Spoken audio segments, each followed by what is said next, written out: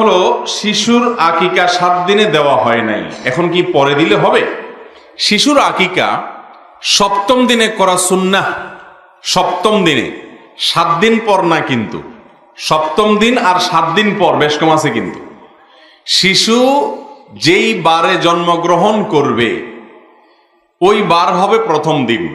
ধরেন শনিবারে জন্মগ্রহণ করেছে, তাহলে শনি হবে প্রথম, রবিবার হবে দ্বিতীয়, সোমবার হবে তৃতীয়, মঙ্গলবার হবে চতুর্থ, বুধবার হবে পঞ্চম, বৃহস্পতিবার হবে ষষ্ঠ, জুমার দিন হবে সপ্তম।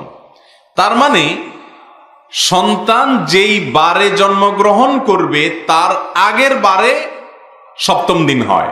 শনিবারে হলে শুক্রবার হবে, শুক্রবার হলে বৃহস্পতিবার হবে, বৃহস্পতিবারে জন্ম হলে বুধবার হবে 7ম দিন। অতএব আকিকা কোন দিন দিবে বুঝতে পারছেন তো?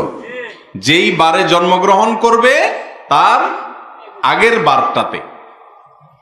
এখন যদি রাত্রে হয় তাহলে তার এক মুসিবত। রাত্রে হলে বার বাহির করবেন কেমনে? রাতে হলে বার বাহির করার বুদ্ধি হলো যে আরবিতে বা চান্দ্রবর্ষ অনুযায়ী রাতের হিসাব আগে আসে। অতএব এই যে আজকে রাতে আমরা এখন ওয়াজ করছি, ওয়াজ শুনছি, আলোচনা করছি, মাহফিল হচ্ছে, এই রাতটাকে কোন দিনের রাত ধরা হবে? আগামীকাল বৃহস্পতিবার না? অতএব এটা বৃহস্পতিবারের রাত। অতএব রাত হলে পরের দিনের সাথে হিসেব করে বার ঠিক করবেন। শুক্রবার দিন যা রাত যদি হয় তাহলে ওটা কোন দিনের রাত হবে? শনিবারের রাত। রবিবার দিন যা রাত হলে সেটা কোন বা দিনের রাত হবে? সোমবারের রাত। তাহলে এবার বার কিভাবে বাইর করবেন বুঝতে পারছেন তো? যেহেতু ইবাদত বন্দিগি যেগুলো তারিখের উপর নির্ভরশীল সেগুলো চান্দ্রবর্ষ অনুপাতে করতে হয়, আর চান্দ্রবর্ষের হিসেব হলো সন্ধ্যা থেকে দিন শুরু হয়। অতএব আপনি যেই কোনো বারে সন্তান জন্ম নিবে তার আগের দিন আকিকা দিবেন। রাত হলে পরের দিনটার যে অংশ সেটা ধরা হবে রাত, সেই বারটা হবে, সেই হিসেব করে তার আগের বারে আপনি আকিকা দিবেন। বিষয়টা বুঝতে পারছেন? আকিকা 7ম দিনে করা সুন্নাত। 7ম দিনে করতে না পারলে 14তম নম্বর দিনে করবেন, 14 নম্বর দিনে করতে না পারলে 21 নম্বর দিনে করবেন। যদি কোনো কারণে এই দিনগুলোতে করা হয় নাই, মা বাবার সে আর্থিক সঙ্গতি ছিল না, তখন তারা করতে পারেন নাই, তাহলে সেক্ষেত্রে পরবর্তীতে করলেও আদায় হয়ে যাবে।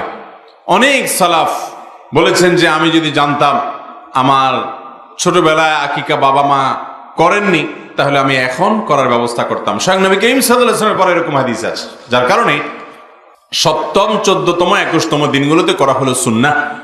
যদি কোনো কারণে ছুটে যায়, ইচ্ছাকৃত না, কোনো কারণে করা হয় নাই, তাহলে পরে করলেও আদায় হয়ে যাবে ইনশাআল্লাহ।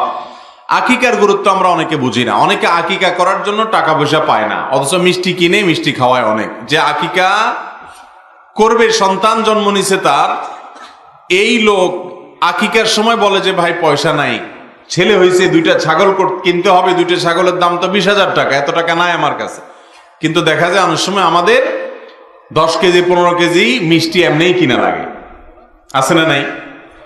এই ভাই মিষ্টি তো মানে হলো আটার দলা, চিনি আর আটার দলা, এই তো। চিনি এবং আটার দলা মানুষকে খাওয়ায় আপনি 10,000 টাকা নষ্ট করলেন, আর সাথে কয়টা টাকা দিলে তো আপনার গোশতই খাওয়াইতে পারেন মানুষকে, ঠিক না ভাই? ঠিক। তো আমরা দেখা যায় মিষ্টি খাওয়াইতে গিয়ে আর আকিকার সুন্নত আদায় করতে পারি না। আকিকা অনেক আমাদের মতো ওয়াজিব, অনেকের মতো সুন্নত গুরুত্বপূর্ণ। যাই হোক, এ বিষয়ে আমরা খেয়াল করব। আর আমরা যারা কারো ছেলে মেয়ে হওয়ার পর তার কাছ থেকে আবদার করি, বন্ধু বান্ধব আত্মীয় স্বজন, আমরাও বোকামি করি। গোশত খাইতে চাইবো, যে সন্তান হয়েছে মিয়া আকিকার গোশতের দাওয়াত দিবেন, সেটা না করে আমরা বলি কি মিষ্টি খাওয়াবেন, ঠিক না ভাই? ঠিক। আটার দলা খাওয়ার জন্য আবদার করে, আরে ভাই গোশত খাইতে চাইবেন, ভাই আপনার ছেলে হয়েছে মাশাআল্লাহ, তাহলে আকিকার গোশতের দাওয়াত দিয়েন, ওইটার বায়না দিবেন। সেটা না করে আপনি বলেন কি ভাই মিষ্টি খাওয়ায়েন। তো উনিও চিন্তা করে ঠিকই আছে, মিষ্টি 1 কেজির দাম কত? যদিও আজকাল মিষ্টির দাম গরুর গোশতের দামের মতো, ছাগলের গোশতের দামের মতোই, ওইটাও বেড়ে গেছে। যাই হোক, সন্তানের আকিকা দিলে কি হয় জানেন? সন্তানের 1 নম্বর হলো যে তার জীবনের নিরাপত্তা হয়। জীবন নিরাপত্তা মানে রোগ বালাই, অসুখ বিসুখ থেকে আল্লাহ তাআলা তুলনামূলকভাবে হেফাজতে রাখেন। আরো অনেকগুলো উপকারিতা থাকে। সন্তান বাবা মার বাধ্যগত থাকে, বাবা মার হক আদায় করা হয়, সন্তানের প্রতি যে হক সে আদায় করা হয় আকিকা দেওয়ার মাধ্যমে। এই জন্য আকিকা দেওয়াতে কার্পণ্য করবেন না।